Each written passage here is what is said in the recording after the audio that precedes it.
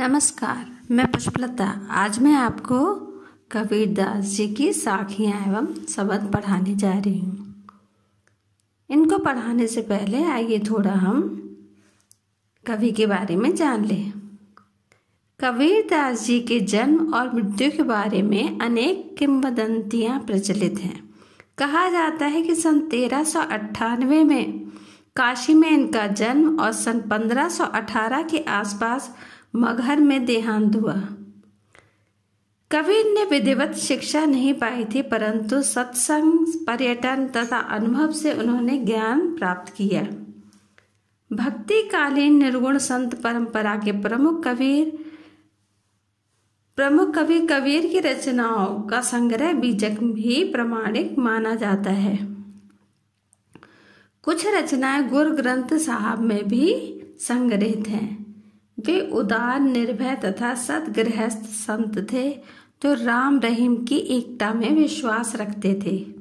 इन्होंने ईश्वर के नाम पर चलने वाले पाखंड, भेदभाव तथा कर्मकांड का खंडन किया।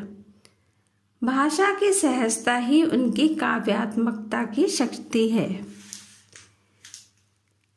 यहाँ पर संकलित साखी एवं शब्द में प्रेम का महत्व, संत के लक्षण, ज्ञान की महिमा, बाह्य आडंबरों का विरोध, सहज भक्ति का महत्व तथा अच्छे कर्मों की महत्ता आदि भावों का उल्लेख हुआ है। चलिए अब हम साखी को देखते हैं। आइए हम पहले साखी को देखते हैं। मान सरोवर सुभर जल, हंसा केल कराही, मुक्ता फल मुक्ता चुंगे, अब उड़ अनत न जाही। इस साखी में कबीरदास जी ने जीवात्मा के ईश्वर भक्ति अर्थात ब्रह्म में लीन हो जाने तथा परम आनंद उठाने का वर्णन किया है। आइए सबसे पहले इसका शाब्दिक अर्थ देखते हैं। मानसरोवर में स्वच्छ जल अच्छी तरह से भरा हुआ है। मानसरोवर एक झील का नाम है जो हिमालय पर है। उसमें भरपूर जल भरा है जिसमें हंस क्रीड़ा कर रहे हैं, विहार कर रहे हैं। यहाँ वे यानी हंस जो हैं वो पूर्णतः स्वतंत्रता से, आजादी से मोतियों को चुंग रहे हैं। अब जब उन्हें यहाँ पूर्ण आनंद प्राप्त हो रहा है तो अब वे कहीं अन्यंत्र यानी दूसरी जगह उड़कर नहीं जाएंगे। अब इसका गुण अर्थ देखते हैं। मान सरोवर यानी मन रूपी सरोवर में ज्ञान रूपी जल अच्छी तरह से भरा हुआ है। मान सरोवर सुभर जल यानी कि मन रूपी सरोवर में ज्ञान रूपी जल अच्छी तरह भरा हुआ है। हंसा केल कराही, उसमें हंस कहा है यहाँ पे आत्मा को, उसमें जीवात्मा क्रीड़ा कर रही है, यानी कि जीवात्मा ने ज्ञान प्राप्त कर लिया है। अर्थात हंस रूपी जो आत्मा है वह ज्ञान के सरोवर में आनंद क्रीड़ा कर रही है।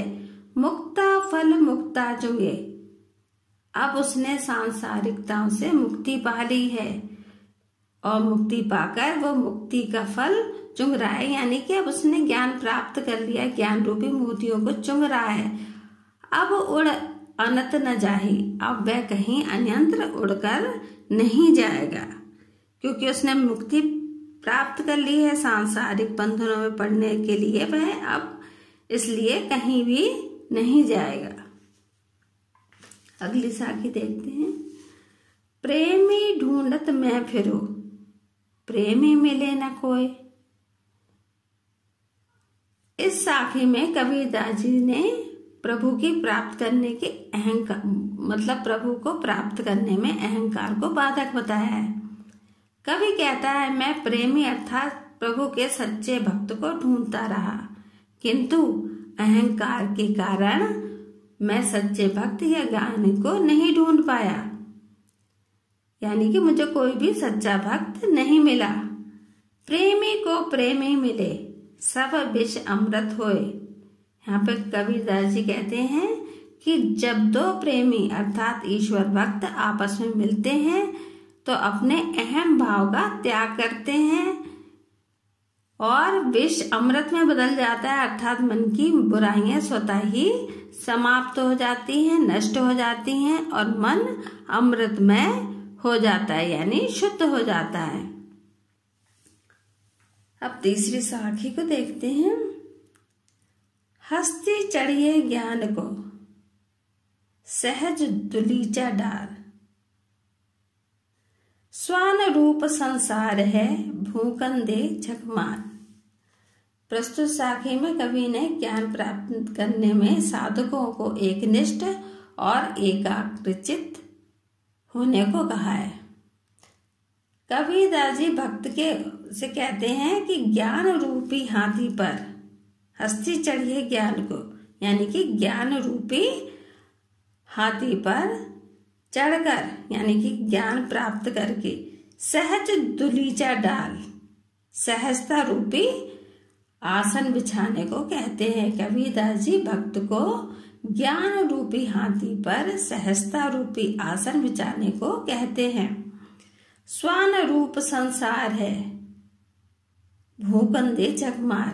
कबीरदास जी कहते हैं कि ये संसार तो कुत्ते के समान है जो अकारण ही भौंकता रहता है। कवि का आशय यह है कि ज्ञान की इच्छा करने वाले साधकों को सहज रूप से ज्ञान प्राप्त करना चाहिए। उसे लोगों द्वारा की गई निंदा पर ध्यान नहीं देना चाहिए, चिंता नहीं करनी चाहिए, उन्हें जो कह रहे हैं उनको कहने देना चाहिए। चलिए अगले साखी को देखते हैं। पखा पखी के कारणे सब जग रहा भुलान, निरपक होई के हर भजे सोई संत सुजान। इस साखी में कबीरदास जी ने सच्चे ज्ञानी की परिभाषा बताते हुए कहा है कि लोग पक्ष विपक्ष के कारण उनका उद्देश्य क्या है ये भूल जाते हैं। जो वास्तविक उद्देश्य को लेकर चलता है वही सच्चा ज्ञानी कहलाता है। कबीरदास जी कहते हैं कि पखा पखी यानी पक्ष विपक्ष के कारण सब जग रहा भुलान, यानी कि सारा संसार भूल में अर्थात भ्रम में पड़ गया। निरपक होई के, निरपक यानी कि निष्पक्ष होकर जो ईश्वर का भजन करता है वही सच्चे अर्थों में ज्ञानी या चतुर कहलाता है। चलिए अब हम पांचवी साखी को देखते हैं।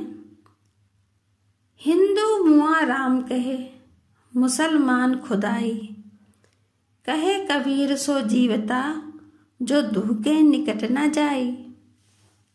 इसमें इस साखी में कवि निर्गुण अर्थात निराकार ब्रह्म की उपासना करने को कहते हैं। वो कहते हैं कि उनके अनुसार राम और रहीम यानी कि हिंदू और मुसलमान एक ही हैं, उनके जो आराध्य हैं वो एक ही हैं। कबीरदास जी कहते हैं कि हिंदू राम राम की रट लगाए है, हिंदू मुआ राम कहे, हिंदू जो था वो राम राम की रट लगाए रहा और मुसलमान खुदा की। इसी मतभेद में राम और खुदा की रट लगा के मर जाते हैं। हिंदू मुआ राम कहे, मुसलमान खुदाई, हिंदू राम राम कह के और मुसलमान खुदा कह के मर जाते हैं। कबीरदास जी कहते हैं कि केवल वही जीवित रहता है जो इन दोनों के निकट नहीं जाता, अर्थात धर्म संप्रदाय धार्मिक भेदभाव में न पड़कर निराकार ब्रह्म की उपासना करता है। जो इनमें से किसी के निकट नहीं जाता है, यानी कि जो निराकार ब्रह्म की उपासना करता है वही वास्तव में जीवित रहता है, वही ज्ञान को प्राप्त कर पाता है।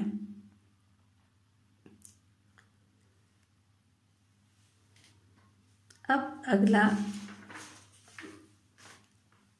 आगे देखते हैं। कावा फिर काशी भया, रामे भया रहीम, मोट चून मैदा भया बैठ कबीरा जी। यहाँ पे धार्मिक भेदभाव की भावना को समाप्त करने के लिए ही कहा है, और ये कहा है कि इनमें कोई भेद नहीं है, दोनों एक ही चीज है। काबा, काबा कहते हैं मुसलमानों के पवित्र और तीर्थ स्थल को, और काशी है हिंदुओं का पवित्र तीर्थ स्थल। तो यहाँ पर कबीरदास जी कहते हैं काबा ही काशी है और राम ही रहीम है, यानी कि उनमें कोई भेदभाव नहीं है, उनमें कोई अंतर नहीं है। जिस प्रकार मोट चून मैदा भया बैठ कबीरा जी, जिस प्रकार गेहूं को मोटा पीसने पर वो क्या कहलाता है? आटा, चून यानी कि आटा, और उसे महीन पीस देने पर वो मैदा कहलाती है। लेकिन उसमें तत्व एक ही होता है, यानी कि उसका उन दोनों ही चीजों का निर्माण किससे होता है? गेहूं से। इसी तरह ब्रह्म एक है और उसके ही ये दो रूप हैं, राम और रहीम, उसी के दो रूप हैं। जिस प्रकार जैसे अभी आपको बताया कि गेहूं से ही मोटा पीसने पर वो आटा कहलाता है और महीन हो जाने पर उसे मैदा कहा जाता है, जबकि उसमें तत्व एक ही होता है जिसका हम सभी सेवन करते हैं। हम सभी जीम का अर्थ होता है जीमना, यानी कि खाना, जिसका हम सभी सेवन करते हैं। अब आगे देखते हैं। ऊंचे कुल का जन्मिया जे करने ऊंच न होए, सुबरन कलश सुरा भरा साधु दिंदा सोए। इस काव्यांश में कवि ने जन्म की अपेक्षा कर्म को अधिक महत्व देते हुए कहा है कि ऊंचे कुल में जन्म लेने से ही कोई ऊंचा नहीं हो जाता है। ऊंचा होने के लिए अच्छे कर्मों की आवश्यकता होती है। ऊंचे कुल का जन्मिया जे करने ऊंच न होए, यानी कि अगर ऊंचे कुल में जन्म ले लिया तो इससे ऊंचे नहीं हो जाते हैं, बड़े नहीं हो जाते हैं, श्रेष्ठ नहीं हो जाते हैं, यदि हमारे कर्म अच्छे ना हो। जिस प्रकार सुबरन कलश सुरा भरा साधु निंदा सोए, जिस प्रकार सुबरन यानी कि सोने के कलश मीन्स कलश, सोने के कलशे में अगर सुरा यानी कि शराब भर दी जाए तो वो निंदा की ही वस्तु रहेगी। यानी कि सोने के कलश में अगर शराब भर दी जाए तो वो अच्छी नहीं हो जाएगी। जिस प्रकार ऊंचे कुल में जन्म लेने से कोई ऊंचा नहीं हो जाता, उसी तरह अगर बुरी वस्तु है, अगर किसी श्रेष्ठ या अच्छी वस्तु में रख दी जाए तो वो किसी के प्रशंसा योग्य नहीं होती है, सज्जन उसकी निंदा ही करते हैं। चलिए हम इस आगे देखते हैं। मोह को कहाँ ढूंढे बंदे, मैं तो तेरे पास में। ना मैं देवल ना मैं मस्जिद, ना कावे कैलाश में। यहाँ पर कबीरदास जी कहते हैं कि मनुष्य ईश्वर की प्राप्ति के अनेक उपाय करता है, विभिन्न क्रियाएं करता है, उसे प्रभु के यानी कि ईश्वर के दर्शन नहीं हो पाते हैं। अतः निराकार ब्रह्म जो है वो मनुष्य से स्वयं कहता है कि हे मनुष्य, तू मुझे कहाँ खोज रहा है, मैं तो तेरे पास हूँ। ना मैं देवल ना मैं मस्जिद, ना कावे के कैलाश में। ना मैं किसी मंदिर में हूँ, ना किसी मस्जिद में न हूँ, और ना ही कावे या कैलाश में हूँ, यानी किसी तीर्थ स्थल पर भी नहीं हूँ। ना तो कौने क्रिया कर्म में मैं किसी तरह के क्रिया कर्म जैसे पूजा करना, आरती करना या समझिए नमाज पढ़ना, इस तरह के क्रियाक्रम से प्राप्त होने वाला नहीं हूँ। नहीं योग वैराग्य में और न मैं योग साधना करने में या वैराग्य धारण करने से प्राप्त करता हूँ कि जंगल में तप करने चले गए तो हमें ईश्वर की प्राप्ति होगी, ऐसा नहीं है। खोजी होई तो तुरंत मिली हूँ। अगर तुम मुझे खोजोगे यानी कि सच्चे मन से मुझे याद करोगे, सच्चे मन से मुझे ढूंढोगे तो मैं पल भर की ही तलाश में मिल जाता हूँ। कहे कबीर सुनो भाई साधु, कबीर दास जी कहते कि हे सज्जनों सुनो, सब सांसों की श्वास में, यानी कि मैं तो हर मनुष्य हर प्राणी के अंदर मौजूद हूँ। मैं हर प्राणी के सांस में बसा हुआ हूँ, यानी कि मुझे इधर उधर ढूंढने की जरूरत नहीं, मैं तो हर इंसान के अंदर हूँ।